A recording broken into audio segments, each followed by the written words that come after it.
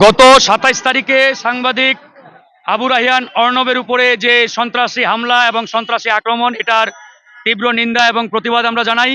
আমরা একই সাথে বলতে চাই, এই যে হামলাকাণ্ড বা হামলা হচ্ছে, এই হামলাগুলোর সাথে আমাদের খুনি হাসিনা এবং তার যে দোসর ছাত্রলীগ যুবলীগের সন্ত্রাসীরা, যারা গত জুলাই আগস্ট বিপ্লবে থানা এবং পুলিশের স্টেশনগুলো থেকে অস্ত্র লুট চালিয়েছিল, হামলা চালিয়ে অস্ত্র লুটপাট করেছে, সেই অস্ত্রগুলো নিয়েই তারা এখন চোরাগপ্তা হামলায় লিপ্ত। যে সকল সাংবাদিক ভাইরা আপনারা জানেন সেই সময় সাহসী ভূমিকায় লিপ্ত ছিলেন, যারা সেই সময় প্রতিবাদে লিপ্ত ছিলেন এবং জনগণের পক্ষে ছিলেন, তাদেরকে বেছে বেছে তারা এখন আক্রমণ চালাচ্ছে, তাদের উপরে নির্যাতন চালাচ্ছে। আমরা এই নির্যাতনের তীব্র নিন্দা এবং প্রতিবাদ জানাচ্ছি। একই সাথে আমরা সরকার এবং সংশ্লিষ্ট কর্তৃপক্ষকে আহ্বান জানাবো, এই হামলাগুলোর সাথে যারা জড়িত তাদেরকে অনতিবিলম্বে গ্রেপ্তার করে আপনারা শাস্তির আওতায় নিয়ে আসেন।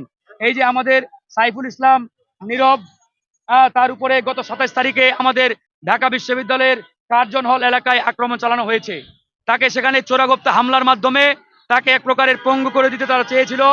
এর একটাই অন্যতম কারণ যে সে সবসময় প্রতিবাদী এবং জনগণ কিংবা ছাত্র জনতার যে অধিকার আদায়ের আন্দোলন, এই আন্দোলনগুলোতে সক্রিয় ভূমিকা সে পালন করেছে। এ কারণেই মূলত খনি হাসিনার দোসররা, হাসিনার রেখে যাওয়া রুহানি সন্তানরা তার উপরে চড়াও হয় এবং তাকে এক প্রকারের মেরে ফেলার জন্য এই আক্রমণ চালায়।